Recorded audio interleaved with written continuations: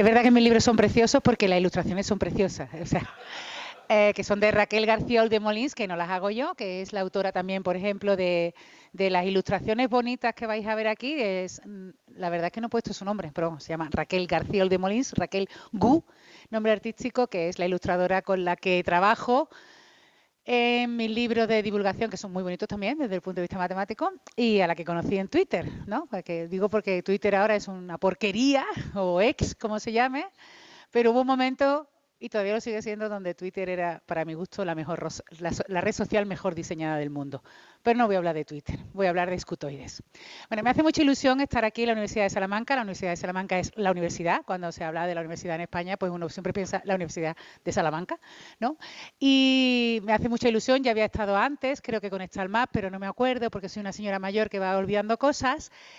Y bueno, y me hace mucha ilusión luego cuando vi el cartel que me lo mandó Antonio, vi que era el aula Cuesta Dutari, ¿es el segundo apellido? Sí. Y dije yo, ¿por qué se llamará así? Entonces ahora todavía me hace más ilusión porque ya no conocía a Norberto Cuesta, lo siento. Ya he investigado, he estado leyendo sobre su vida y en vez de escribir el libro que tengo que escribir, pues me he llevado 2 días leyendo sobre Cuesta Dutari. Muy bien, todo. Y vengo a hablar, me hace mucha ilusión estar aquí, en el aula del profesor Cuesta, y voy a contaros un poco el abrazo del escutoide. Es una charla que es un poco, voy a hablaros de matemáticas, lógicamente, pero un poco también es una charla que yo digo la charla de las serendipias, ¿no? ¿Sabéis lo que es serendipia? ¿Sí? Pues es una charla sobre la serendipia, ¿no? De cosas que pasan por casualidad y que van cambiando tu vida, modificando tu vida, pues a veces a nivel personal, que está guay, y también a nivel profesional, cómo vas a cosas que tú pensabas que nunca ibas a hacer desde el punto de vista profesional, pues un día por algo lo empiezas, la haces, sigues una mosca, como yo ayer con el profesor Cuesta, vi una mosca y digo, ¿quién es? ¿No? Hace un par de días, y sigues la mosca y pues llegas a sitios muy... Una mosca es una cosa bonita, yo trabajo con mosca también, os cuento, y llegas a sitios que no esperabas. Y esta charla, en realidad, me hacía mucha ilusión darla. Era una charla que yo iba a dar en 2022, que se llama en inglés, The Hat of the Scutoids. Me hacía mucha ilusión porque en abril de 2021, no sé si lo veis ahí, esto es un correo personal que yo recibí ¿cómo se llama? Tiene nombre de Bosca, pero no me acuerdo. Decimos un Bosca. Bueno, igual. Se me ha olvidado. Es que estoy todavía en el cielo de Salamanca ahí pensando y, ay, bueno, me da igual. Bueno, me da igual, no me da igual. Un señor que es Medalla Fields me escribe este correo para invitarme a dar una charla en el ICM. El ICM, para los que sois más jovencitos, el ICM es el Congreso Internacional de Matemáticas, es el congreso más importante del mundo de matemáticas y para tu currículum, pues que te inviten, pues lo pones arriba del todo, ¿no? Que te han invitado, entonces yo me acuerdo que iba en un tren, recibí esa invitación y que me invitaban a dar una charla en el ICM. Eso, bueno, para los jóvenes no, pero los que soy más mayores como yo, pues es un pelotazo, ¿no? De hecho, yo iba con mi hermana y empecé a llorar con una niña pequeña, no me lo puedo creer, no me lo puedo creer, no me lo puedo creer, voy a San Petersburgo, allí vivía Euler. No me lo puedo creer, Tata, no me lo puedo creer. Todo el mundo en el tren. ¿Te ha pasado algo bueno? Digo, buenísimo, déjame que llore, ¿no? Todo el mundo se enteró aquel día, di una charla en el AVE y, bueno, un pequeño speech para que entendieran por qué yo estaba llorando enmorecida. Y efectivamente no me pude creer que iba a estar en San Petersburgo. Digo, voy a estar en San Petersburgo. No me lo puedo creer en el ICM. Y no estuve, porque si veis la fecha, es el 2022 y la cosa estaba bastante chunga. Porque al hijo de Putin se le ocurrió invadir Ucrania y evidentemente yo di la charla, como veis, desde YouTube, desde mi despacho. Fue todo un poco triste, esa es la primera serendipia triste. Fue que este hombre decidió invadir Ucrania por lo que sea y que yo me quedé sin ir al ICM. Es verdad que sí que tengo una charla en el ICM, que sí que está en el canal de la Unión Matemática Internacional. No viste lo mismo, no he estado en San Petersburgo, ni creo que esté en muchos años, no me apetece ahora. Nada, o sea, ni regalado. Pero bueno, esa era mi charla y digo, bueno, pues la voy a contar aquí en Salamanca, que tampoco está mal. ¿Vale? De hecho, me apetece muchísimo más en Salamanca que San Petersburgo por muchas razones que no vienen al cuento. Al caso. Vamos a hablar de qué es un escutoide. ¿Sabéis lo que es un escutoide? Bueno, un vegetal, animal, un enfití, un nuevo partido de izquierdas. ¡Disidentes! ¿Qué es un escutoide? Bueno, pues un escutoide no es nada de esto, podría ser, nuevo partido de izquierda, ¿por qué no? Ay, como dice aquí en el título de este artículo de Nature Communications, es la solución geométrica que ha encontrado la naturaleza para el empaquetamiento, bueno, más o menos eso es lo que pone, de los tejidos epiteliales. De eso venimos a hablar, de la solución geométrica que ha encontrado la naturaleza para empaquetar tejidos epiteliales. Y uno puede decir, esta mujer ha venido aquí a la Facultad de Matemáticas de la Universidad de Salamanca a hablar de biología. Hay que tener muy mal gusto. Es broma, ¿hay algún biólogo en la sala? No, menos mal. No, es broma, ¿eh? Es broma, no tengo nada en contra de los biólogos. Yo tengo amigos biólogos. Evidentemente yo estoy aquí, ¿no? Muy lejos de los biólogos. Vamos a hablar de matemáticas, pero sí tengo que decir que esto es, junto al ICM, debajo, lo más importante, bueno, no lo más importante, es una de las cosas que más alegría me da tener mi currículum, que es una publicación en Nature Communications, porque si os vais a dedicar a las matemáticas, a la investigación, los que decidáis hacer investigación en matemáticas, que objetivamente os digo que es el mejor trabajo del mundo, o sea, que te paguen, no mucho, pero bien, ¿no? Razonablemente bien, por estudiar matemáticas todos los días de tu vida, o sea, ni mis mejores sueños, ¿no? Ni mis sueños más húmedos. Podía pensar que había alguien dispuesto a pagarme por hacer lo que más me gustaba del mundo, que era estudiar matemáticas. Bueno, pues si os dedicáis a estudiar matemáticas es muy poco probable que tengáis un artículo en Nature Communications, porque a Nature Communications no le gustan las matemáticas, ¿no? Entonces yo tengo un artículo en Nature Communications porque es un artículo de biología y ahora os voy a contar por qué tengo un artículo de biología. Y recuerdo que cuando me enteré que íbamos a publicar, o sea, que yo iba a tener un artículo en Nature Communications que tiene un índice de impacto muy bestia, quiere decir que es muy bueno para tu currículum, ¿no? La forma corta de contarlo. Yo llamé a mi madre también llorando, yo siempre estoy llorando, ¿no? Porque eso ya lo llevo adelantado. Y mi madre me decía, pero eso es bueno o malo, ¿no? Pues mi madre que va a saber lo que es Nature Communications, y digo, eso es buenísimo, ¿no? Casi tanto como que te inviten, no, mejor que te inviten al ICM. Pero vamos a hablar de epitelios y vamos a hablar de matemáticas. Y vamos a hablar un poco de serendipia. ¿Por qué yo, si estoy aquí, tan lejos de los biólogos que se quedan aquí, en este caso, muy lejos, fíjate, hasta los físicos están más cerca? ¿Hay algún físico? Es broma, sí. Mi hijo, o sea, voy a hablar de la serendipia, bueno, ahora os lo cuento. Si yo estoy aquí, ¿no? Que tan lejos en los campos de pureza, ¿por qué tengo un artículo de biología? Pues por la serendipia. Y la serendipia empieza en mayo de 2011, que yo empecé a escribir un blog, no sé si está aquí, vale, sí. Empecé a escribir un blog de matemáticas para niños. El blog se llama Mat y sus Mateaventuras, está en Google, evidentemente es gratuito, es un blog. ¿Sabéis lo que es un blog? Es como Instagram, pero en grande, ¿no? Empecé a escribir un blog para niños, Mat y sus Mateaventuras. Yo nunca antes había hecho divulgación en mi vida. ¿Por qué empecé a hacer divulgación? Nunca me interesaba la divulgación, o sea, ni la hacía, ni la leía.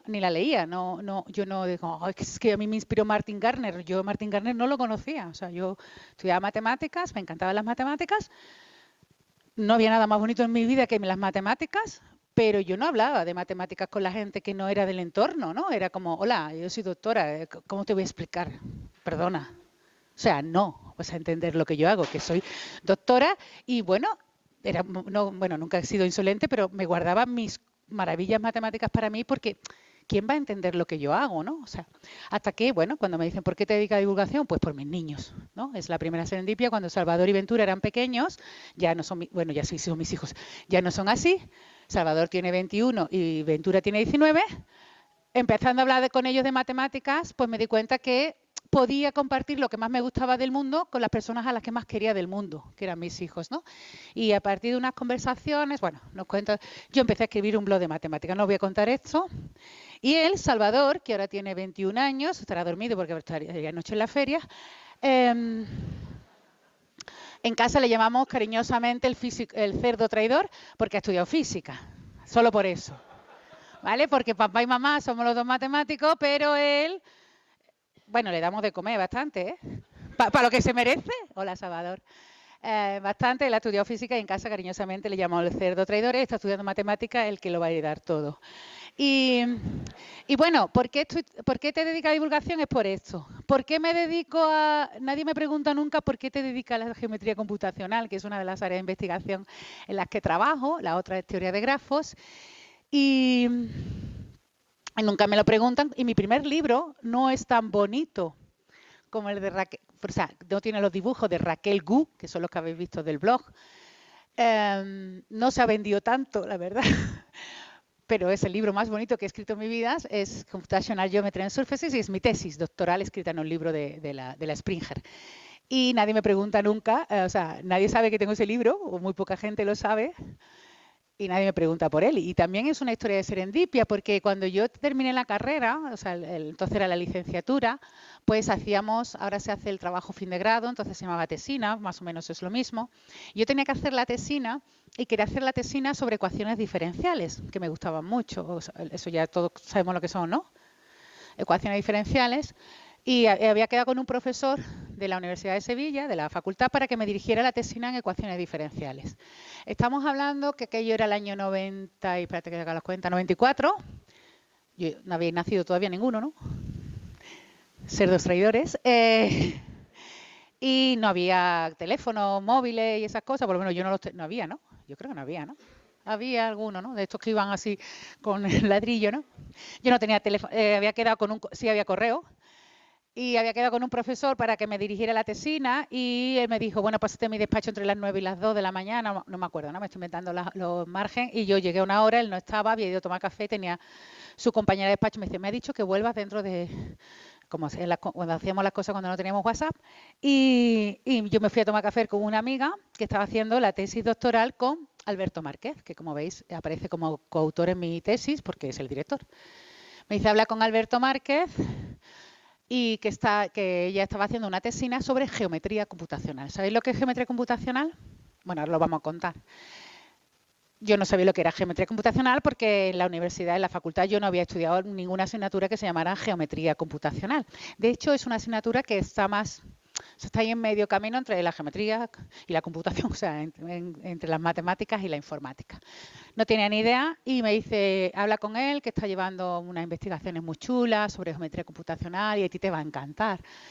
Y dije yo, pues sí, puede que me encante la asignatura, pero es que odio profundamente a Alberto Márquez. O sea, de todos los profesores que me habían dado asignaturas en la carrera durante los 5 cursos, había uno que odiaba sobre todo. Y digo profesores, y he visto que no he dicho entre todos los profesores y profesoras que me dieron clase. ¿Sabéis por qué no he dicho entre todos los profesores y profesoras que me dieron clase, no? Porque no me dio clase ni una profesora en 5 años de carrera. Pues este es el más odiado para mí. O sea, yo lo veía por los pasillos y era muy educado, muy amable, decía adiós, y yo decía adiós, decía así como. Y además todo el mundo lo sabía, porque yo soy muy boca chanclas. Y ella me dijo, pero a ti qué más te da si no te cae bien, si que te tiene que gustar es el área, ¿no? Entonces yo fui a su despacho, mi amiga es bastante convincente, hartible, le diría yo. Habla con él y luego hablas con el otro profesor. Fui a hablar con él no me hizo mucho caso y me dio este libro. Ese, exactamente, porque le he hecho la foto. Me dijo, léete este libro, échale un vistazo a este libro, léete el primer capítulo y si te gusta volvemos a hablar para que pudiera apreciar el sabor, el olor de la geometría computacional, los métodos, ¿no? ¿Qué es la geometría computacional? ¿Cuáles son sus métodos y cuáles son el tipo de problemas que aborda? Y el primer capítulo de este libro, que es maravilloso, pues es un problema muy bonito de las matemáticas que tenemos en mi programa, Una matemática bien a verte, que es el problema de la galería de arte, del que no voy a hablar. Os veis el programa, que está en internet, y me quedé enamorada de la geometría computacional y ya, pues nada, fui al despacho del otro profesor, le dije, de momento voy a empezar la tesina en geometría computacional y tal y cual. Y bueno, y por eso hago geometría computacional. Y por eso tengo una tesis en geometría computacional de la que voy a hablar hoy. Luego me casé con Alberto, le perdoné la vida. Nos hicimos muy amigos, tanto que nos casamos, tuvimos los 2 niños y empezó el blog, o sea que todo está liado. El caso es que todo, para que veáis que nunca se dice de este agua no beberé, ni este cura no es mi padre, ¿no? Porque no sabes nunca cómo va a acabar la vida. Y entonces yo no hice ecuaciones diferenciales, yo hice geometría computacional porque un señor había ido a tomar café, que de hecho ahora es mi colega, porque ahora somos los 2 profesores de la universidad, el del café y yo, y le digo, por poco nos casamos, tío. Menos mal que te fuiste a tomar café, si no estaríamos casados ahora, ¿no? Y yo creo que se alegra del café que se tomó, porque yo tengo mucho genio. Bueno, el caso es que cuando Salvador, el físico, el cerdo traidor, tenía 3 añitos, yo había que ir a su clase a contar a qué se dedicaba, ¿no? Bueno, no tenías que ir, pero había una actividad en la escuela en infantil 3 años que era el protagonista de la semana y cada semana un niño o una niña era el protagonista. Invitaban a un adulto de su familia a contar su trabajo, ¿no? Papá o mamá si podían, porque claro, tiene que ser por la mañana, a la hora del cole, y si no, pues alguien de tal. Entonces en nuestra casa, pues papá y mamá podíamos, los dos somos profesores universitarios y tenemos mucha flexibilidad con el horario. Y bueno, como somos matemáticos, pues lo hicimos un sorteo así muy matemático, ¿no? Vamos a hacer, ¿quién va de los dos? Vamos a decidirlo, ¿no? Matemáticamente hicimos 2 papeletas, en las 2 las hice yo, pues las 2 pone mamá. Y Ventura, que era el pequeño, pues la sacó y por lo que sea salí yo. Y entonces llegó el momento en que yo tengo que explicarle a niños de 3 años, que soy matemática. Ojo, cuidado. Con la mala suerte que la semana anterior había ido un papá cirujano y a todos les había dado un palito de estos depresores de la lengua, a todos les había regalado una mascarilla, que ahora tú le regalas una mascarilla a un niño y te la tira a la cara, pero en 2005 el tío la petó, o sea, fue una chichada. Y ahora llego yo, digo, yo soy matemática, ¿no? Y mi hijo, el pobre. Y también había ido una mamá policía local, les había llevado el coche de la policía a la puerta del... Yo vivo en un pueblo chiquito, no vivo en Sevilla. Habían estado hablando con los policías, todo, y ahora tú llegas y yo soy matemática. Y tu hijo no hay dinero para psicólogo. Total que digo, ¿y ahora qué les cuento? ¿No? Porque siempre soy así, yo quería ir, pero cuando llega el momento digo, ¿y ahora qué? ¿Cómo le explico a los niños en qué trabajo? Si los niños no saben ni decir matemáticas. O sea, tenían 3 años, algunos la palabra matemática no la sabía decir del tirón. Y digo, ¿ahora qué le cuento a los niños? Entonces Alberto me decía, bueno, pues tú le puedes decir que cuenten los vértices, como hacemos geometría, que cuenten los vértices y que ellos ya saben contar, son chiquitos, pero saben contar, y si tienen 3 es un triángulo, si tienen 4 un cuadrado y tal. Y bueno, pero es que ese no es mi trabajo, es el trabajo de un maestro o de una maestra de infantil, que es lo que hace, enseñarle esas cosas. Yo soy matemática, yo resuelvo problemas, ¿no? Digo, bueno, pues voy a contarle a los niños que hace una matemática. Y fui y digo, les voy a enseñar cómo resolvemos problemas y les voy a enseñar una cosa que, bueno, que está en mi tesis, lógicamente, para superficies. Bueno, lo de superficie no es lógico, pero que una cosa que estaba en mi tesis, que yo explicaba en mis clases de geometría computacional en la universidad, que se llamaban los diagramas de Voronoi y que es una estructura que sirve para resolver problemas, ¿vale? Entonces voy a contar un poco cómo lo conté para ellos. ¿Conocéis los diagramas de Voronoi? No todos lo habéis estudiado, ¿no? ¿Lo conocéis todos? No. Vale, bueno, voy a contarlo como lo conté en la clase de 3 años. Los niños lo entendieron, yo no quiero meteros presión, pero ellos se enteraron, ¿eh? Digo, vamos a ver, una matemática es una persona que trabaja resolviendo problemas, ¿no? Porque muchos niños con 3 años todavía no estamos muy manipulados, pero más mayorcitos, cuando yo doy charlas de divulgación en primaria más alto o en secundaria, pues cuando digo, ¿qué hace una matemática? Me dicen, hacer cuentas. Y yo digo, pues claro, y Picasso un señor que limpiaba los pinceles. Y me decían, digo, pues es que es lo mismo. Porque Picasso limpiaba sus pinceles, pues sí, supongo que sí. Y yo hago cuentas, pues sí, igual con carnicero, con futbolista, con peluquero y con cirujano. Todo el mundo hace cuentas. Pero nadie dice que Picasso era un señor que limpiaba pinceles, ¿no? Era un señor creativo que contaba la vida a través de sus cuadros, como queráis definir a Picasso. Yo soy una persona que resuelve problemas y que algunas veces hago cuentas, ¿no? Digo, bueno, pues una matemática es una persona que resuelve problemas. Digo, el problema que vamos a resolver es el siguiente, o que da métodos para que las cosas se hagan más rápido y mejor, ¿no? Entonces, el problema es el siguiente, este rectángulo es el patio del recreo, estos son los Lunis, que era la serie que le gustaba a vosotros que sois más jovencitos, no sé si lo conocéis. Luego ya en primaria lo hice con Inazuma Eleven, pero no sé si os suena aquello. Pero en chiquitito lo conté con los Lunis y digo, bueno, estos son los Lunis.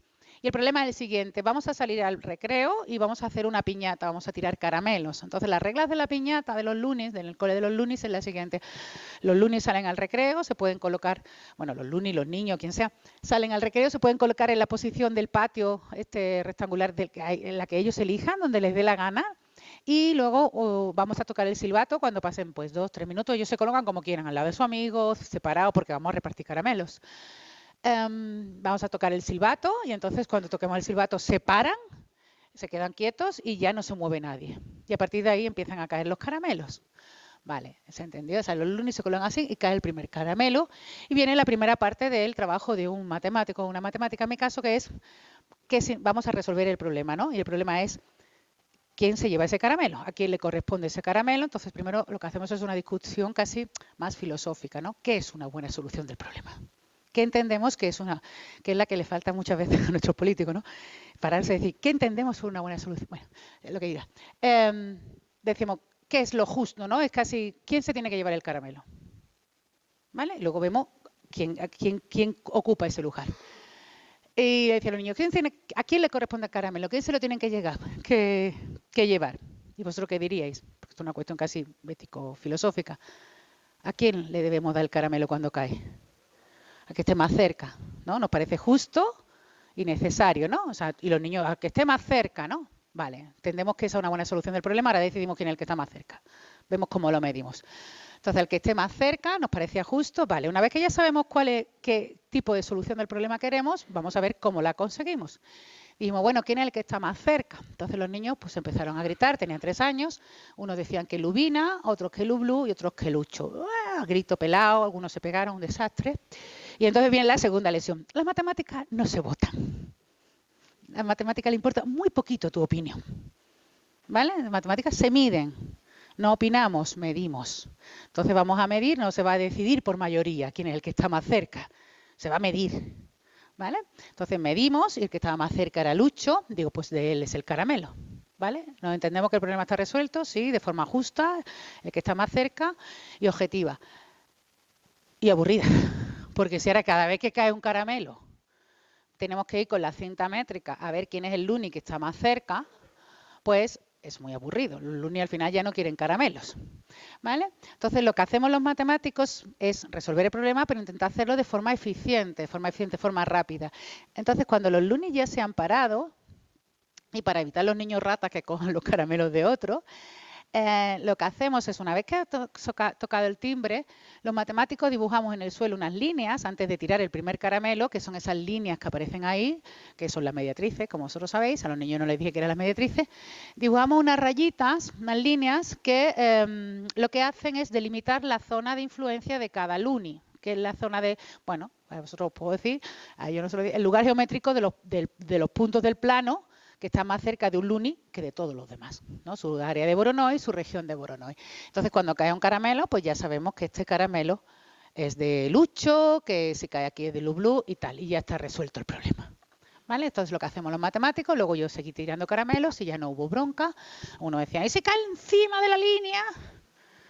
Digo, pues lo partes por la mitad. ¿Y si no sale igual a las mitades? Digo, pues le da una patadita, sin que te vea, sin que te vea nadie. ¿Vale? Pero estaba resuelto, ¿no? Era muy interesante y tal. Y evidentemente, bueno, pues además los niños lo entendieron muy bien. Y luego hemos hecho ya con mis hermanas, que son maestras, experimentos con niños pequeños. A ver, el experimento con los niños pequeños, ¿no? De darles tizas y que ellos en el suelo pinten sus zonas de influencia y os sale casi el diagrama de Voronoi. O sea, muy ajustado al diagrama de Voronoi, que está hecho con mediatrices, con tal, pero muy, muy ajustado con el diagrama de Voronoi porque el concepto es un concepto tan natural, el de proximidad, el de pertenencia, el de egoísmo, que los niños pequeñitos todavía no tienen muy desarrollada la empatía. Y claro, dicen tú, bueno, ¿y cómo saben dónde está la mitad? Porque aquí hay uno, pero ahí hay otro. No, más para acá, no, más para acá. Y al final encuentran la mediatriz casi clavada, ¿no? O sea, lo entendieron y bueno, pues esto es un poco, también se utiliza en un montón de aplicaciones. Los diagramas de Voronoi no se utilizan para las piñatas, o sí, la gente pató, pero sí que, por ejemplo, cuando usamos aplicaciones de Google Maps o algo así, que decimos cuál es la farmacia que está más cerca de mí, ¿no? Pues no es que en ese momento te mida tu distancia a todas las farmacias si esta es una ciudad muy grande, tipo Barcelona, sino que tiene estructuras como el diagrama de Voronoi que te dicen, esta es tu farmacia, ¿no? De hecho, vamos a quitar los Luni que no hacen falta. Si yo estoy aquí y pregunto por una farmacia, un banco, un puesto de bicicletas más cercano a mí, pues lo que hacen muchas aplicaciones es tienen los puntos rojos, pues son, por ejemplo, eso, pues las farmacias, ¿no? Una determinada zona. Lo que tienen internamente es ya el diagrama de Voronoi. Y lo que hacen es ver en qué región has caído. Si has caído en esta región, no sé qué es esto, pero sabéis. Te dicen, bueno, esta es tu farmacia más cercana. Y luego, ¿cuál te sigue ofreciendo farmacias, no? ¿Cuáles te va ofreciendo? Pues las que son vecinas de tu zona, o sea, va por capas de cebolla recorriendo el mapa de Voronoi. ¿vale? O sea que es una forma también, la geometría computacional, siempre decimos, es una forma de enseñar la intuición a las máquinas, porque los humanos tenemos intuición, pero las máquinas no tienen ojos. Y la geometría computacional tiene muchas áreas muy bonitas, pero una de ellas es enseñar intuición. Por ejemplo, hay un problema que siempre yo pongo como ejemplo para explicar qué hace la geometría computacional o cuál es la misión de este área de las matemáticas informáticas, porque luego desarrollamos algoritmos y los implementamos y tal, es, imaginaos que tenemos un montón de puntos y queremos saber de todos ellos cuáles son los dos que están más cercanos, ¿no? Pues no sé, os ponéis a mirar el cielo de Salamanca y un montón de estrellas. De todas las estrellas que hay ahí, ¿cuáles son las dos que están más pegaditas, las dos que están más cerca, ¿no? O si es un controlador aéreo y tienes un montón de puntitos que son aviones, ¿no? ¿Cuáles son los dos que están más cerca? Para separarlo, que es interesante, ¿no? Pues yo puedo llegar a mi casa diciendo, vengo muy feliz porque he corregido el 80% de los exámenes que tenía que corregir, pero un controlador aéreo no puede llegar a casa diciendo, estoy muy feliz, he aterrizado el 80% de los aviones que tenía que aterrizar, con lo cual tiene un montón de aplicaciones así muy interesantes. Vamos a pensar eso, que son puntitos o estrellas del cielo de Salamanca, y digo, bueno, de todos esos puntos, ¿cuáles son los dos que están más pegaditos? Bueno, ¿este problema lo puede resolver un niño? Pues sí, ¿no? Un niño pequeño que sepa usar una regla, le damos una regla y lo resuelve, ¿no? Va midiendo, de hecho, es muy fácil, no hace falta que el niño sea muy mayor, no sé qué edad, pero con que sepa manejar una regla, lo hace. Y lo sabe resolver una máquina, pues también. Le das las coordenadas de los puntos en el plano, estamos pensando en el plano, le doy las coordenadas de los puntos, le doy la fórmula que calcula la distancia entre dos puntos en el plano, distancia euclídea, que es la habitual, ¿no? Y pues la calcula todas y se queda con la más pequeña. ¿Sí? ¿Quién lo hace más rápido, el niño o el ordenador?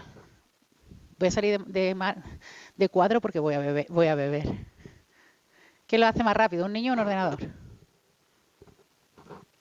El ordenador posiblemente, ¿no? ¿Quién lo hace mejor, el niño o el ordenador? ¿Qué significa hacerlo mejor? ¿No? Debería decir, define usted eso, ¿no? Que eso ya es matemáticos, tío. ¿Qué significa hacerlo mejor? ¿Quién hace menos cuentas? O sea, hacerlo más eficiente cuando estudiamos, hacemos análisis de algoritmos, ¿no? De la eficiencia de un algoritmo, los algoritmos son mejores cuanto menos cuentas y menos comparaciones, menos operaciones haga, ¿no?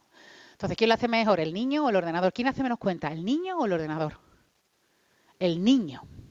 Porque el niño, si lo hace el ordenador, ¿qué va a hacer?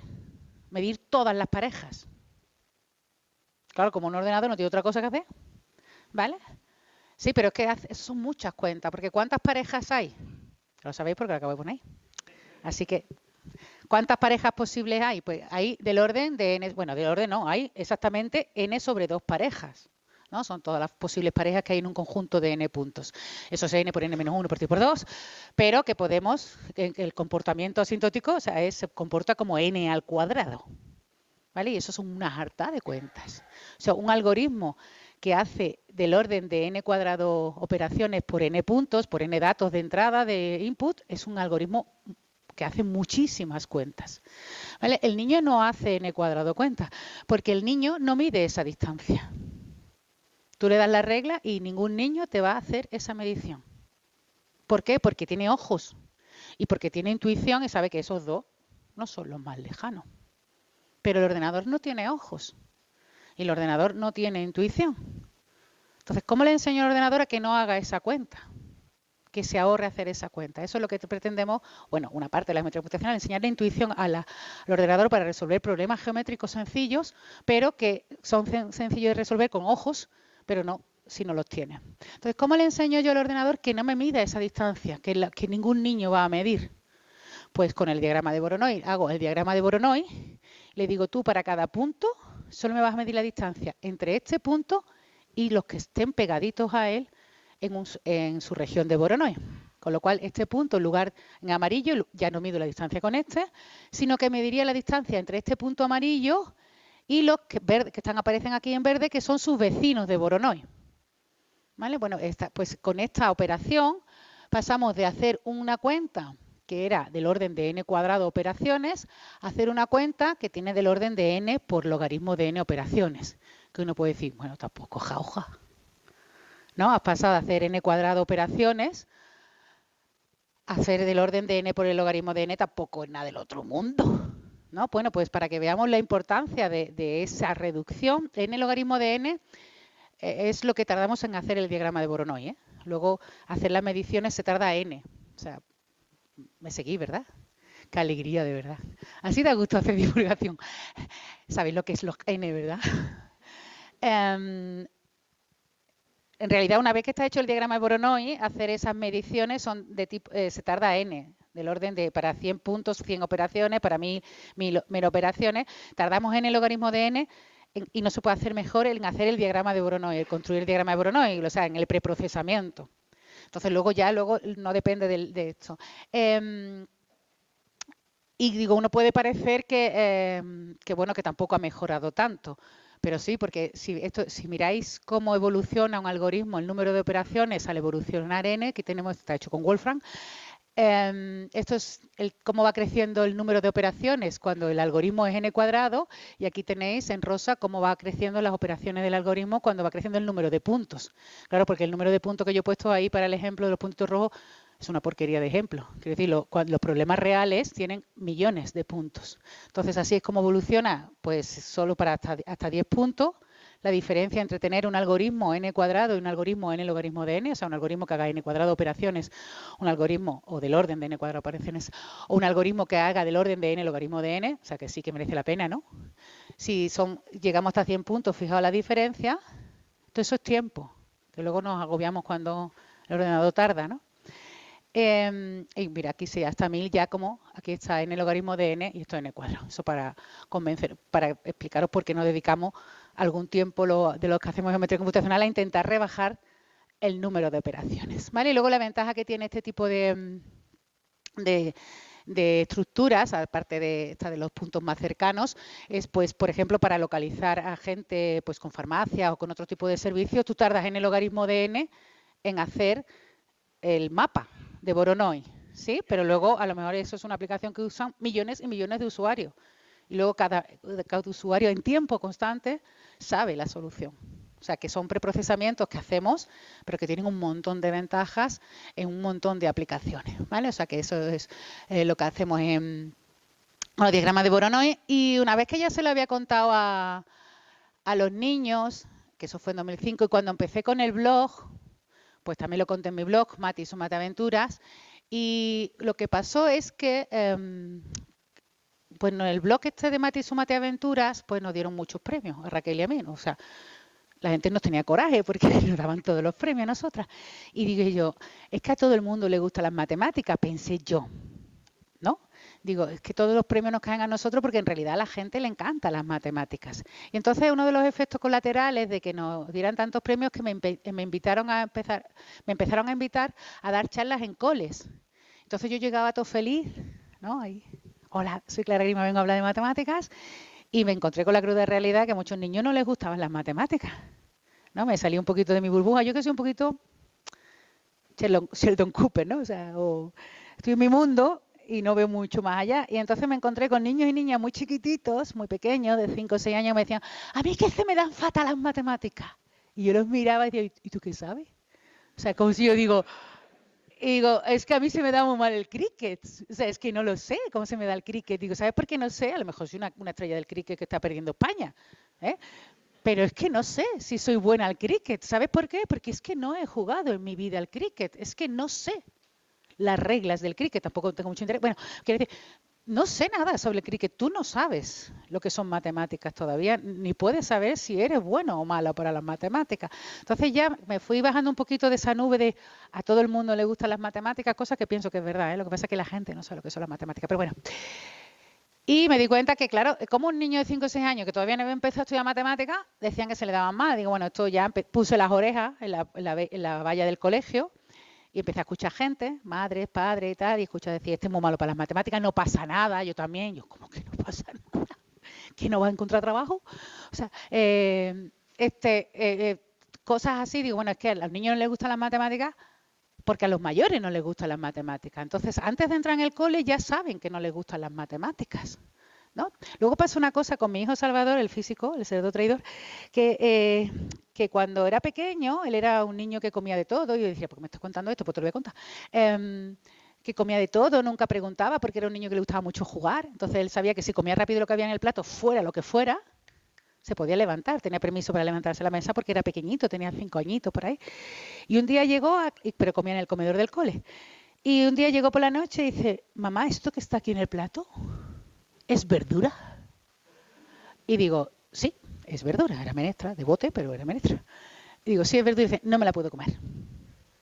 Digo, ¿por qué? Dice, porque no me gusta la verdura. Y yo dije, ¿desde cuándo? Y dice, mamá, no lo entiendes. Es que hemos redicho porque iba para físico, claro. Dice, mamá, no lo entiendes. A los niños no les gusta la verdura. Y dije, pues niño, se va a comer la verdura. Y se la comió. Pero a partir de ahí, porque si no, no jugaba. Pero a partir de ahí, cada vez que le ponía la comida, el arroz, lo que sea, cogía lo que él entendía y decía, ¿esto es verdura? Y yo, sí, te la vas a comer. Me la voy a comer. Solo dime si esto es verdura. Y entonces el padre y yo nos quedamos pensando, digo, ¿sabes lo que está haciendo, no? Identificar lo que no se va a comer en el comedor. Porque si él ha entendido que a los niños no les gusta la verdura, él no va a ser el tonto que se coma la verdura delante de todos los demás. Porque los niños, igual que las personas de 53 años, queremos ser parte de nuestro grupo, no queremos ser bichos raros en nuestro grupo. Entonces, si a mis amigos no les gusta la verdura, a ver si me estoy comiendo yo el calabacín, ¿no? Y me van a mirar malamente. Sí, pues un poco digo, esto es lo que pasa con los niños.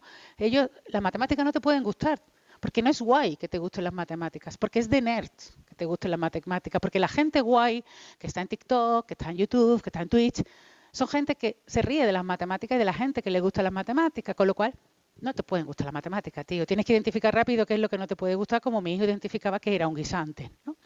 Bueno, pues dicho esto, después voy a hablar de matemática para los mayores, voy a llegar a los escutoides, aunque no lo creáis, y escribí, pues, en diciembre de 2011, un artículo en un blog, que no es mío, Naucas, es un blog donde escribe mucha gente, no todo el mundo, mucha gente, y pedí permiso para escribir matemática y escribí esto, cada uno en su región, bueno, un artículo sobre Voronoi donde conté todo lo que os he contado a vosotros, donde conté la historia de Jon Snow, que no sé si la conocéis, que es el primer uso que más o menos entendemos que se hizo de los diagramas de Voronoi con una aplicación muy interesante. No, él no le llamó diagrama de Voronoi porque Voronoi no había nacido, bueno, no lo he dicho. Gregory, se llaman diagramas de Voronoi en honor al Gregory Voronoi. También se le llaman teselaciones de Dirichlet. Dirichlet sonará mejor más. Como el del principio del Palomar. Porque Voronoi fue uno de los primeros que lo definió así formalmente, ¿no? Pero no el único. Voronoi fue un matemático ucraniano que nació después de esto y por eso se llaman diagramas de Voronoi, aunque mucha gente le llama teselaciones de Dirichlet y tiene otro nombre que no me acuerdo, pero vamos, si lo buscáis lo vais a encontrar. Uno de los primeros usos recogidos interesantes de aplicaciones del diagrama de Voronoi fue la aplicación que hizo este doctor Jon Snow, que era un doctor británico, no era Jon Snow el del muro, porque el del muro es John sin H. Este no hablaba así, que yo sepa. Bueno, pues este Jon Snow era médico, fue un gran médico, y en Londres en el siglo XIX hubo una epidemia de cólera que estaba muriendo allí hasta el apuntador. Moría mucha gente y, bueno, pues el cólera no se conocía todavía muy bien cuál era el agente que es una bacteria, ¿no? Pero eso se supo después. No se sabía cuál era el agente que producía el agente infeccioso que producía el cólera, tampoco sabían cómo se transmitía el cólera, ¿no? Que es cuando aparece una enfermedad nueva, hola, ¿os suena? Pues hay primero que aprender a curarla, pero otra parte muy importante es aprender a pararla, el contagio, y eso es cómo se contagia, ¿no? Cómo se transmite, perdón. Y en aquella época, pues se pensaba que el cólera se transmitía por dos vías, ¿no? Había dos teorías, ¿no? Una era la teoría miasmática, que era el miasma, que como que el bichito o la gente que producía el cólera iba por el aire y entonces tú lo respirabas y te contagiabas. Y otra teoría que era por contacto, que si alguien tenía cólera, pues tú lo tocabas o bebías en su vaso o lavabas su ropa, se depositaba, ¿no? Que eso fue por ejemplo, con la COVID fue una de las teorías, ¿no? Que se depositaba, que abríamos el ascenso con el codo y cosas así, ¿no? Y luego se vio que no, pero hasta que se vio que no, íbamos con el codo y muy bien hecho, ¿eh? No me estoy riendo del tema, ni mucho menos. Pero Jon Snow lo que hizo fue, en un mapa de Londres, esa es una réplica del mapa de Jon Snow, pues fue señalando dónde vivía la gente que había muerto. ¿Vale? Por cólera. Entonces vio que había una zona, que es esta zona blanca, ¿veis las rayitas negras? Por cada muerto por cólera ponía una rayita, pues aquí ha muerto un montón. ¿vale? Pero digamos cada muerto era una rayita y descubrió que había una zona chunga de la ciudad donde se concentraban casi todas las muertes. ¿Vale? O sea, sí que había muertes fuera de esa zona blanca, pero la mayor parte, no recuerdo, hay un libro sobre este tema muy chulo, se llama El mapa fantasma, creo. Una parte muy importante de las muertes se concentraban en una zona geográfica muy definida. Y claro, eso ya echaba por tierra o por aire la teoría miasmática, porque si es verdad que el bichito va por el aire, ¿no? ¿Qué pasa? Que llega a una calle y dice, pues aquí no paso, ¿no? Y se va para atrás, no tiene sentido, se extendería por toda la ciudad. Y la teoría del contacto, ¿qué pasa? Que esta gente se contactan todos entre sí, pero con los de al lado no se hablan. O sea, no, había algo ahí que no le cuadraba al doctor Snow y de hecho lo que hizo fue visitar a la gente que murió fuera a entrevistarse con las personas que había, bueno, no con las personas, con la familia de las personas, no era Iker, era un médico de verdad, no era Iker Jiménez. A entrevistarse con la gente que vivía fuera con la familia de la gente que vivía fuera de la zona chunga. El libro está muy guay, lo contó todo, está todo escrito. Y bueno, una de las entrevistas fue con una familia de una señora que vivía muy lejos de la zona chunga. Y le he preguntado, bueno, pues su tía, su abuela, no sé qué, ¿ha estado últimamente en esta zona de la ciudad? Y dice, no, ya hace muchos años que no se mueve y tal. Y sí que vivió allí de jovencita, ¿no? Y dice, pero hace muchos años que no va. ¿Cuánto? Dice, pero sigue teniendo muy buenos amigos. Dice, de hecho, el frutero de la calle de Broad Street es muy amigo suyo y le trae la fruta. Y también le trae agua de la fuente de Broad Street, que mi tía, o mi abuela, no sé quién era, dice que es muy buena para sus dolores. Y es verdad, se los curó. Todos. Vale, entonces ya el agua fue una pizza, dijo, claro, porque en el siglo XIX en Londres, no, bueno, ni aquí tampoco, no había agua corriente. Tú tenías que ir a la fuente a buscar agua. ¿Y a qué fuente vas tú a buscar agua? A que te pille más cerca. Entonces el mapa de Jon Snow era el mapa de Voronoi de las fuentes de Londres. No es un mapa convexo porque en las ciudades la distancia euclidia no se usa. Se usa la distancia L1 porque no se pueden atravesar casas, ¿vale? En la distancia más corta siempre la línea recta. Depende de que no haya en medio un rascacielos, ¿vale? Entonces con la distancia L1 sí sale eso, la distancia de Manhattan, no sé cómo lo llamáis, distancia 1, distancia de Manhattan.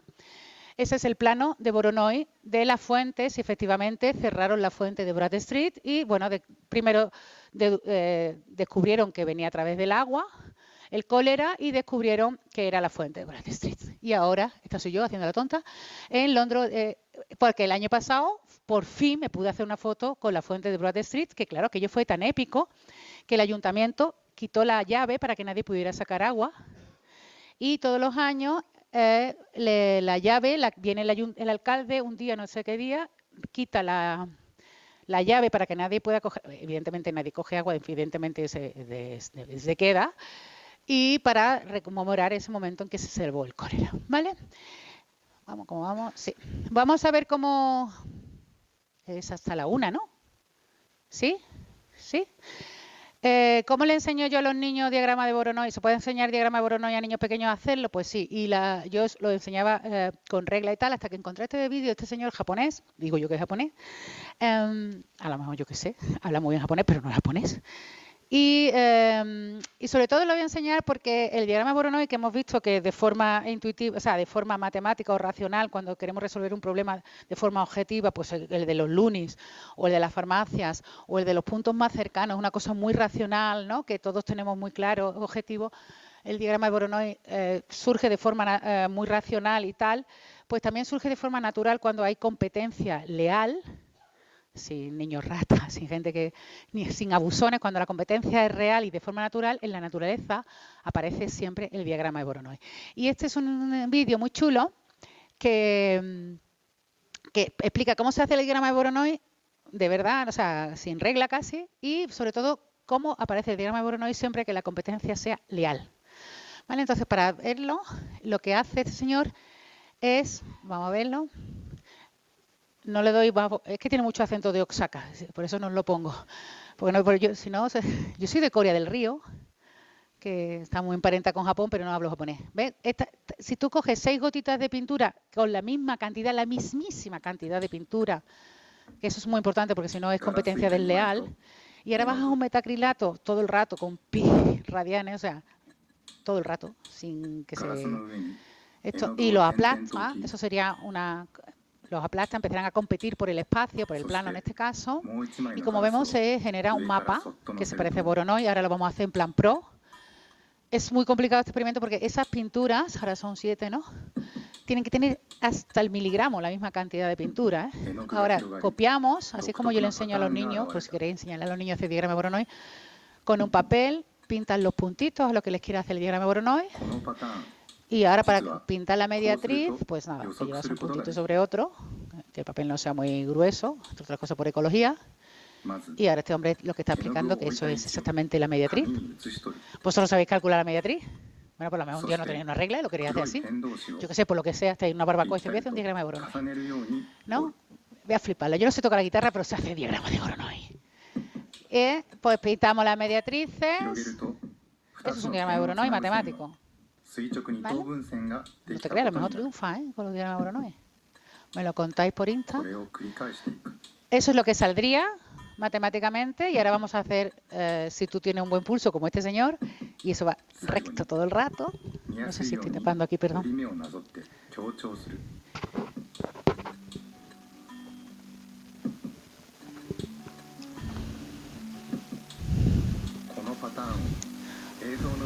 Le ha salido. Vale, ahí no ha intervenido nadie. Eso es una competencia natural de gotitas de pintura. Este experimento es muy complicado porque hay que medir muy bien la pintura, te manchas. A mí lo de metacrilato, bajar los restos sin que se gire un gradito, pues no ha salido nunca. Lo hemos hecho en algunos coles con plastilina. También es complicado porque ahora la pelotilla de plastilina tienen que ser exactamente iguales porque si no sería una pelotilla abusona, que como tiene más masa, te rompe el diagrama de Voronoi. O sea, el diagrama de Voronoi aparece, esto lo voy a repetir mucho, de forma natural siempre que la competencia sea leal, ¿no? Y que nadie abuse de los demás.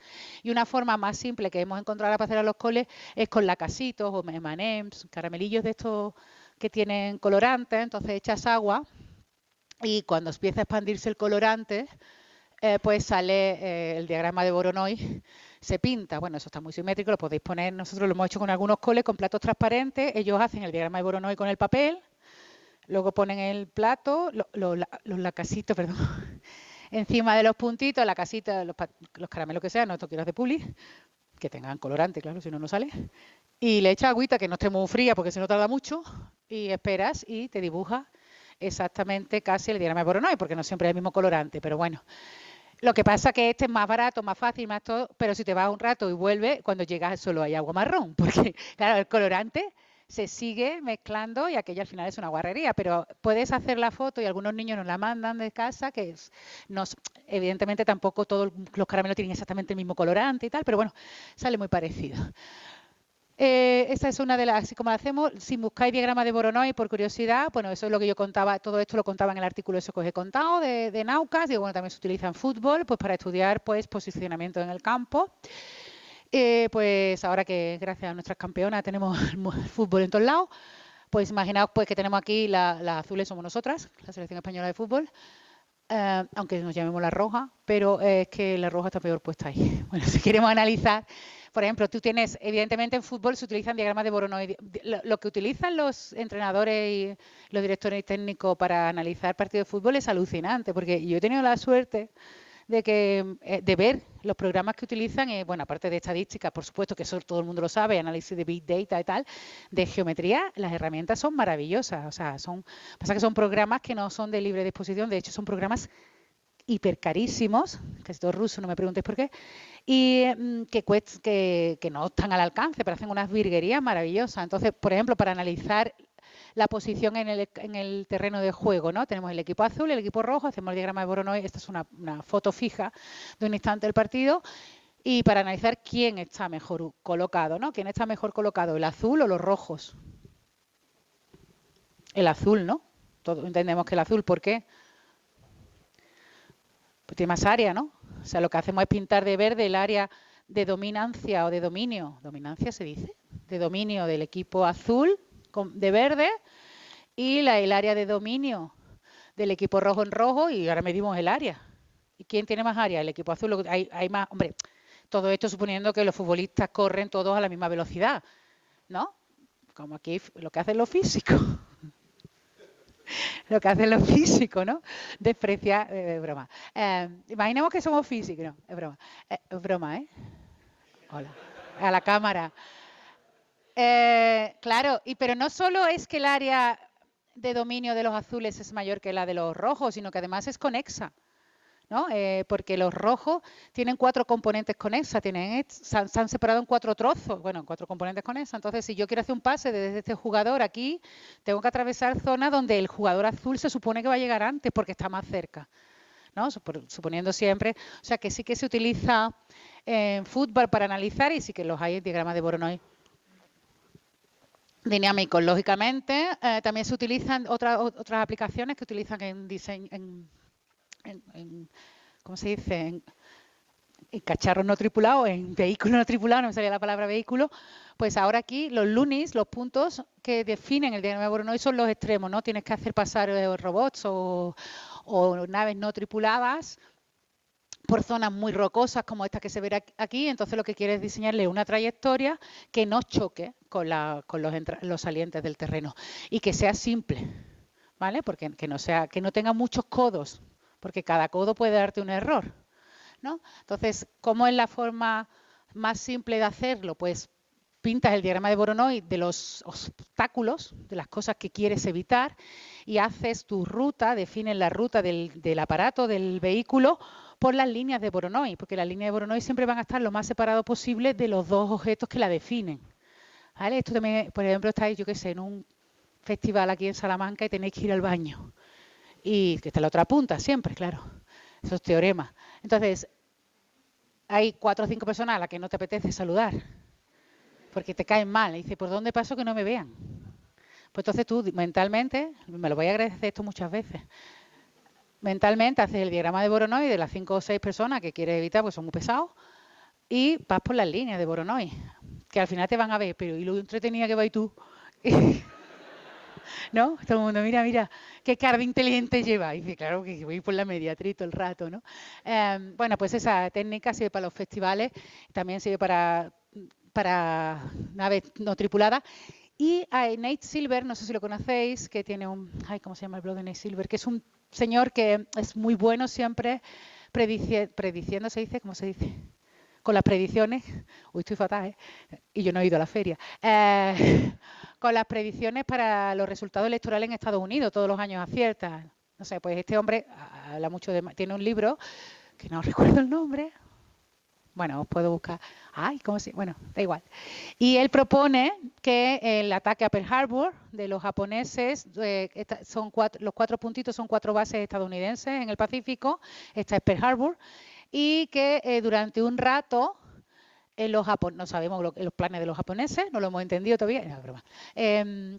Ellos fueron por el diagrama de Voronoi, por las líneas del diagrama de Voronoi de las 4 bases, para que no fueran detectados por las otras bases norteamericanas. Es una teoría, ¿eh? Para que estas bases, que no recuerdo los nombres, no me acuerdo cómo se llama el libro, está por ahí, para que estas bases no lo detectaran, que hizo pues lo que acabo de contaros del submarino que ha aparecido ahí, lo del festival. Caminas por la línea del diagrama de Voronoi para estar lo más lejos posible de las otras bases. Llega un momento que te tienes que salir del diagrama de Voronoi, porque es que si no, no te acercas. ¿Vale? Pero eso es una teoría. El caso es que todas estas cosas que yo estaba contando, bueno, también que el diagrama de Voronoi aparece en el Sol, no miréis al Sol, busca fotos de la NASA, ¿vale? Pues en el Sol hay muchos diagramas Voronoi, cuando las fotos sobre terrenos desérticos de sequía que están todos resquebrajados, también son diagramas de Voronoi, donde hay los puntos que definen pues los últimos puntos con agua, ¿no? Con humedad, pues ¿dónde se va a romper? Justo por la mitad, entre 2 puntos de humedad. Las jirafas, en el pelo de las jirafas, en muchas circunstancias naturales aparece el diagrama Voronoi. Entonces, entre las personas que leyó esta otra serendipia es este señor, Luis Escudero, es biólogo celular del desarrollo, trabaja en biología del desarrollo en la Universidad de Sevilla, leyó Naucas, es un blog que lee muchos investigadores, y vio que había una chica, claro, como no sale mi foto, que hay una chica en España que trabaja en diagrama de Voronoi, es que yo soy más vieja que él, aunque no lo parezca. Y luego buscó las coordenadas de esa chica que hablaba de de diagrama de Voronoi y resulta que yo trabajaba a 5 minutos de él andando. O sea, que era de su universidad y que estaba en la facultad de al lado. Pero no nos conocíamos, ¿no? Que es una cosa que muchas veces pasa en la ciencia. Yo creo que eso sí que lo arregla un poquito la divulgación, que es no sabes qué está haciendo el del despacho de al lado. O sea, yo no sé en qué trabajan todos los compañeros de mi departamento, que es muy grande, que es un departamento de matemática, ¿no? Pero no sé, pues imagínate lo que sé de los biólogos. O sea, menos 20, ¿no? Y él me llamó y dice, mira, yo es que estoy analizando tejidos celulares y yo creo que, bueno, me escribió, podemos vernos y tal, y resulta que estábamos a 6 o 7 minutos andando el uno del otro, pero claro, él estaba con sus cosas de biólogo, yo estaba con mis cosas de matemáticas, y los dos más felices que la más. Y gracias a este artículo, pues me dijo, es que estoy estudiando, nosotros estamos estudiando el desarrollo celular de tejidos, y parece que son diagramas de Voronoi. Esta es una foto del epitelio de la drosófila, de la mosca de la fruta. ¿Sabéis la mosca de la fruta? Cuando la fruta se pone pocha, la mosquita que sale, pues esa, que es con la que trabajan, es el único animal con el que trabajan en su laboratorio, que no veáis lo que come, todo el presupuesto de los proyectos se las llevan las moscas, pero eso presentaré la queja en otro lado. Y esto es un tejido muscular humano, y dice, es que me parece que son diagramas de Voronoi. Y digo, bueno, pues sí. O sea, yo no lo sé muy poquito de biología celular, por no decir nada, pero tiene sentido porque igual que los lacasitos, igual que la plastilina, igual que la pintura, igual que hay competencia por el terreno, por la sequía, pues tiene sentido, las células crecen y si están en competencia leal, crecen y ¿qué forman? Pues un diagrama de Voronoi. Entonces ellos, seguimos hablando y hicieron un primer trabajo analizando tejidos 2D, o sea, mirando el dibujo en 2D que hacían pues los tejidos de la drosófila y tejidos de biopsias humanas, de tejido humano, que porque trabaja su departamento, bueno, su equipo de investigación, el que colaboramos nosotros algunas veces, no siempre, trabaja con el Instituto de Biomedicina de Sevilla, del Hospital Virgen del Rocío, con lo cual tienen muchas biopsias y lo veían. Y empezamos a analizar qué tipo de diagramas de Voronoi tenían. Y bueno, la idea más o menos, aunque aquí no sé por qué he puesto este diagrama, porque no, pero bueno, sí se puede ver. Bueno, lo voy a contar. Bueno, lo que veíamos es que los diagramas de Voronoi de los distintos tejidos tenían un patrón. ¿En qué consistía ese patrón? Pues si cogías, por ejemplo, un tejido, una biopsia de tejido muscular humano del brazo, y como teníamos cientos de montones, ¿no? Que lo analizan los informáticos de la salud, los bioinformáticos, pues en un tejido muscular humano sano, pues se repiten unos patrones en cuanto al diagrama de Voronoi. ¿Qué tipo de patrones? Pues que en un diagrama de Voronoi, si vemos el número, el número de regiones de Voronoi, de parcelas de Voronoi que tienen 3 lados, casi no aparece. ¿Vale? Si es un tejido sano, casi no hay triángulos. El diagrama de Voronoi tiene triángulos, todos los polígonos, empezando por el cuadriláteros, pentágonos, hexágonos. Los que más aparecen son los de 6, ¿no? En un tejido muscular sano, en cualquier tejido, ¿eh? Muscular, sano, o sea, muscular, drosófila, en cualquier tejido, en cualquier diagrama de Voronoi natural, de forma natural, como veis, lo que más aparece son los polígonos de 5, 6, 7 lados y luego los de muy poquitos lados o de muchos lados ya no van apareciendo. Entonces, lo que veían es que además, aparte de que se daba eso, el porcentaje de triángulos, el porcentaje de cuadriláteros, el porcentaje de pentágonos que aparecía en un tejido muscular humano era siempre el mismo. Pues no sé, un 2% de triángulos, me lo estoy inventando, ¿no?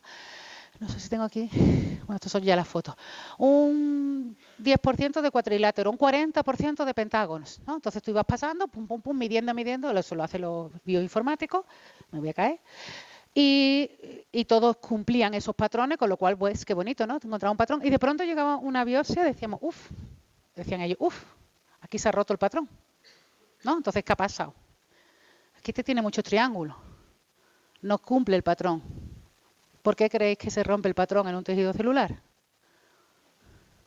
Lo escucho por aquí. Porque hay una célula rata, una célula abusona. Y la célula abusona, ¿sabéis cómo le llaman los biólogos, no? Tumores. ¿Vale? No tienen por qué ser cáncer, no puede ser malo, pero ya, o sea, a ver cómo digo esto, porque alguna vez lo he dicho y me han saltado el cuello, a lo mejor con razón, es muy bonito, o muy impactante al menos, que la geometría te dé una primera pista de que las cosas van mal. Luego, evidentemente, eso tiene que verlo un médico y todo eso, pero y no, tú no detectas un cáncer midiendo diagramas de Voronoi. Pero sí que es verdad que la naturaleza tiene esas matemáticas muy, muy claras, ¿no? De si todo va bien, el patrón, y si hay una primera foto de la foto que tú puedes ya luego, evidentemente, los que sí saben de enfermedades, evaluarlo.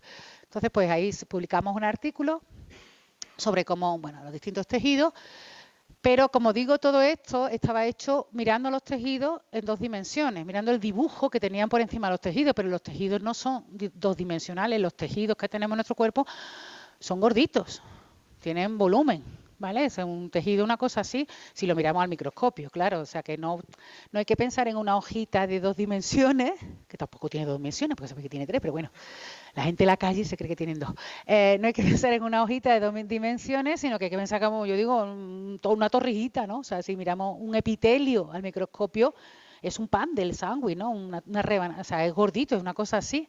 Entonces, claro, lo que estábamos evaluando, digamos, eran las tapaderas. Estamos viendo que efectivamente, si lo mirábamos, eso eran diagramas de Voronoi. Pero lo que quería saber Luis Mascudero y su equipo es la estructura tridimensional, cómo son las células, no cómo son las tapaderas de la célula. Ya lo hemos visto que hay patrones, que depende del tejido, pues el número de triángulos, tal. Vale, sí, muy bien, muy bonito y muy, muy interesante y con mucha utilidad, pero ¿cómo son las células? ¿Cómo son las figuritas que se pegan unas con otras, la forma geométrica, y generan los epitelios? Y en 3 dimensiones, porque las células son tridimensionales. Entonces, en los libros y en los artículos decían, bueno, los tejidos son siempre, las células epiteliales son prismas. Y claro, eso está muy bien si el tejido es plano, que hay muy poquitos tejidos planos en un cuerpo, epitelios planos, pero bueno, si es plano sí. Pero ¿qué pasa cuando el epitelio se curva? ¿No? Pues para darle la forma a tu hígado, por ejemplo, ¿no? Entonces, si son todos prismas y tú los doblas, los prismas se separan, ¿no? Se abren, y eso no puede ser, evidentemente no puede ser y no es, porque no hay nada entre las células están pegadas unas con otras, ¿no? Entonces, ¿qué forma geométrica hace posible que estén todos pegaditos y que se plieguen? Entonces, la explicación que se daba hasta 2018, pues es que entonces cuando el tejido tenía curvatura, en lugar de prisma eran pirámides truncadas, ¿no? Frustum. Pero tampoco, porque si tú, nosotros, como el animal que tenemos en el laboratorio es la mosca de la fruta, pues lo que hicimos fue mirar qué pasaba en la mosca. Bueno, este plural es majestático porque a mí no me dejan tocar las moscas porque una vez se me escaparon. Y tienen muy mal genio los biólogos, ¿eh? ¿Cómo se pone? Lo que hicieron ellos es mirar el tubo salival de la mosca de la fruta. ¿Vale? Mi primera pregunta era, ¿la mosca de la fruta tiene tubo salival? Ese era mi nivel de biología. Claro que tampoco voy a decir el suyo de matemáticas. Digo, sí. Entonces, si pensamos en el tubo salival de una mosca de la mosca de la fruta tienen tubos salivales, se la sacan ellos. Luego dicen que es muy difícil las matemáticas. Pues tenemos que pensar que es como en un rollo de papel higiénico, ¿vale? Eso al microscopio, cuando vemos el tubo salival de la mosca de la fruta, es como un rollo de papel higiénico. Por la parte del cartón iría el líquido salival, la saliva, y el epitelio sería, pues esto, ¿no? La capa. Entonces, cuando miraron y pintaron y colorearon las células, el trabajo de microscopio, con todo mi respeto, yo que lo he descubierto desde que trabajo con biólogos, me quito el sombrero, del trabajo de microscopía y de imagen médica, es una cosa muy, muy, muy seria y que nos salva la vida constantemente. Cuando miraron a microscopio, tiñeron células y entonces vieron que ocurría esto que estaba aquí, que si miraban, esto es un tejido epitelial, pues si miraban las células por dentro, por la zona apical, que es la del cartón, por donde va la saliva, pues por ejemplo, esta célula amarilla y esta célula azul eran vecinas. Pero si miraban por fuera, el tubo por fuera, la capa amarilla y la capa azul se habían separado y estaban la roja y la amarilla, aquí está, así, ¿vale? Se habían separado la roja y la verde. Bueno, había pasado como aquí. A ver si se ve. Que si mirábamos, esto es como un trocito de epitelio de la mosca de un tubo, da igual, de la mosca de la fruta porque miramos, pero hay muchos tubos en los cuerpos con epitelio, los cuerpos. ¿Veis? No sé si ve que aquí hay un poquito de curvatura, ¿vale? Entonces, miraban por dentro, por fuera, la parte exterior del tubo, y miraban y veían que la célula marrón y la célula naranja eran vecinas, sí, eso es lo que ellos observaban, pero que cuando miraban por dentro el mismo tejido, al abrirlo, pues ya no eran vecinas ellas, sino eran vecinas las otras. Y evidentemente eso no lo hace un prisma. Y eso tampoco lo hace una pirámide truncada. Si tú pones 4 pirámides truncadas por arriba, abajo hay 4 pirámides truncadas. O sea que no tenía sentido. Y claro, nos preguntaron a Alberto Márquez y a mí, ¿qué figura geométrica hace eso? Y entonces dijimos, por lo que se esperaba, pues no tenemos ni idea. Entonces pensamos, bueno, como se tienen que respetar, lo que tenemos muy claro es que la naturaleza va a respetar todo el rato el diagrama de Voronoi, porque es lo que sale de forma natural en una competencia. Entonces pensamos en hacer pues la intersección, el diagrama de Voronoi en 3 dimensiones existe, claro, existen todos los que queráis en 3 dimensiones, en 20.000 dimensiones, en superficies, en donde queráis. Es cruzar el diagrama de Voronoi tridimensional, que son poliedros, con el cilindro. No se parecía en nada. Usar prismatoide, usar herramientas que ya existían y que se conocían, a ver qué figura geométrica, qué forma geométrica tenían esas células que tenían esa propiedad y que respetaran diagramas de Voronoi todo el rato. Y no nos salía. Así que Alberto y yo un día nos sentamos y dijimos, mira, vamos a olvidar todo lo que sabemos de biología celular. Tardamos 2 minutos y porque nos tomamos un café en medio y vamos a pensar cómo pensaría la naturaleza. ¿Qué tiene que ocurrir? Pues tiene que ocurrir que en cada capa del epitelio, en las infinitas capas, ¿no? Yo cuando lo cuento a los chicos de secundaria o primaria, que también se lo cuento, digo, imaginan, cada capa de papel higiénico se tiene que respetar el diagrama de Voronoi. Entonces la idea intuitiva que le contamos a ellos es, vamos a trazar desde el centroide de cada célula una línea, o sea, una recta perpendicular normal a la superficie que atraviese el epitelio, ¿vale? Que atraviese el papel higiénico. Y yo le digo a los niños, imaginaos que esas agujas manchan. Tenemos una aguja roja, una aguja verde, una aguja amarilla y una aguja azul, ¿no? Pues ahora nos van a generar en cada capa del epitelio un punto rojo, un punto verde. Cuando quite las 4 agujas, he manchado con puntos rojo, verde, azul y amarillo en cada papel higiénico, en cada capa, ¿no? Son infinitas, pero bueno. Entonces, en cada capa de papel higiénico, con esos 4 puntos, yo puedo hacer el diagrama de Voronoi. Lo hago y me quedo con la tapa roja. Luego desenvuelvo y me vuelvo a encontrar 4 puntos, hago el diagrama de Voronoi. Lo que hacemos es, en la intersección de esta recta normal a la superficie que estoy tratando, en este caso es un cilindro, con esta recta normal que pasa por el centroide, calcular la región de Voronoi en cada una de las infinitas capas y pegar unas con otras. ¿Sí? ¿Vale? Yo creo que con lo de papel higiénico se ve muy claro, ¿no? Vas haciendo todas las tapaderitas azules y las pones una encima de otra, todas las rojas. Total, le dijimos eso a los bioinformáticos, digo, eso es lo que debería ocurrir.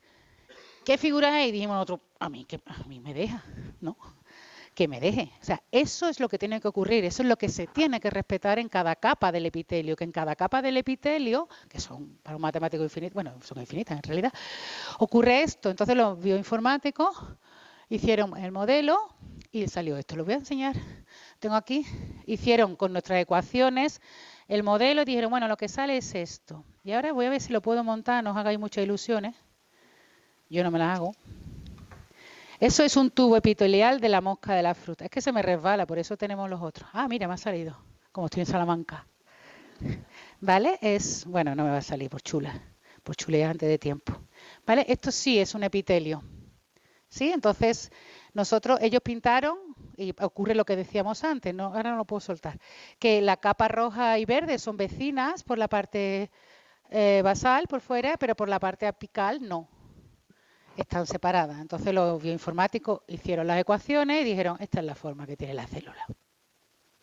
¿Vale? Que es esta que está aquí, que ahora la vais a ver ahí mejor en el dibujo,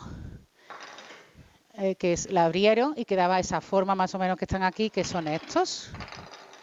¿Vale? Esta es la forma que tienen las células epiteliales de una mosca de la fruta, porque esto es lo que salió del diseño de los bioinformáticos, pero que luego los biólogos la hicieron sección a sección y efectivamente estas son las formas que tienen las células epiteliales de la mosca de la tubo salival de la mosca de la fruta, que luego nosotros idealizamos en esto que son las del merchandising, que son, o sea, no hay escutoides tan bonitos, se llaman escutoides, ahora os cuento por qué. O sea, esto es una idealización un poco para que se vea que que no son prismas, que las caras no son planas, pueden ser alabeadas, que aparecen vértices, o sea, que no hay ninguna figura que sea como esta, pero que sí que es verdad que que es la forma que tienen las células, no todos los escutoides son así, como veis. De hecho, si buscáis escutoide o escutoide en Google, pues vais a encontrar un montón de escutoides, todos basados en esta forma, pero en realidad un escutoide es más, se parece a esto, ¿eh? Esto es, digamos, para el merchandising, ¿vale? Pero un escutoide de verdad es una cosa más rara. Y dijimos, ¿qué es? Pues nada, no tenía nombre. Y entonces pues empezamos a mirar, luego convencimos a un grupo de la Universidad Pablo de la Vide, que es la otra universidad pública que hay en Sevilla, que trabaja con peces cebra, son los peces chiquititos que ya son vertebrados, y efectivamente comprobaron que todo su epitelio había escutoides y ya con tejidos humanos, y lo publicamos. Y había que darle un nombre a esa figura geométrica. Y Luisma y los biólogos, bueno, somos biólogos, luego vino un físico, no soy nuestro físico de cabecera, un físico, Javier Buceta, que actualmente está en la Universidad de Valencia, que dijo, bueno, es que nosotros dijimos los matemáticos deberían ser así, ¿no? Si hay justicia, como decía Ferran Hurtado, que era un amigo mío matemático que ya no está con nosotros, decía, si hay justicia en el mundo debería ser así, ¿no? Cuando hacíamos los teoremas, pues nosotros dijimos, si hubiera justicia en el mundo, la forma geométrica sería esta. Los bioinformáticos dijeron, pues si es lo que dicen los matemáticos, está lo que sale, de churro, tan raro.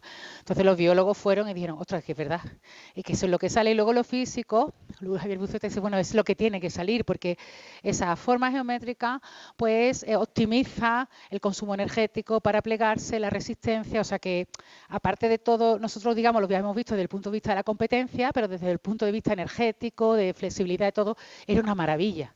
O sea, la naturaleza es una maravilla.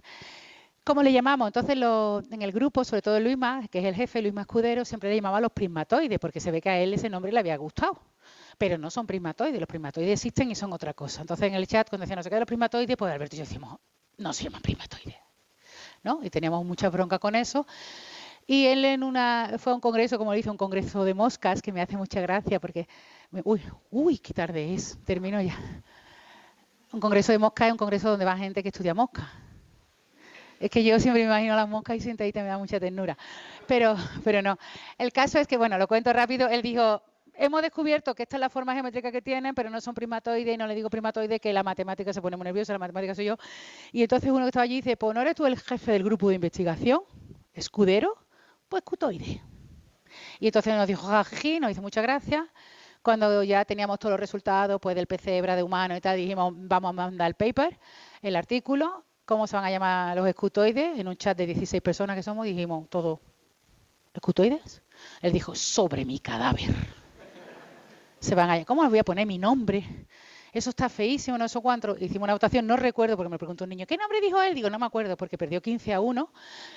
Y se llaman escutoides, aunque luego vais a leer en el artículo, si lo leéis, está en libre acceso, no tenéis que pagar, ya hemos pagado nosotros mucho por publicarlo, que eso es otra cosa. Hemos pagado por publicar lo que hemos descubierto. Esas cosas que he descubierto con los biólogos. Y pusimos que se le ocurrió que hay un escarabajo que tiene en el tórax una parte del escutum que se parece al escutoide. Con la buena suerte, porque para todo hay que tener buena suerte, y yo siempre estoy ahí cuando hay buena suerte, que uno de los revisores del artículo, el señor, es experto en escarabajos. O sea, te puede pasar, pasó. Y dice, no, ese no, pero es Madagascar, un escarabajo. Y entonces el señor nos mandó un escarabajo que se parece al escutoide. Total, que bueno, que ahí estábamos.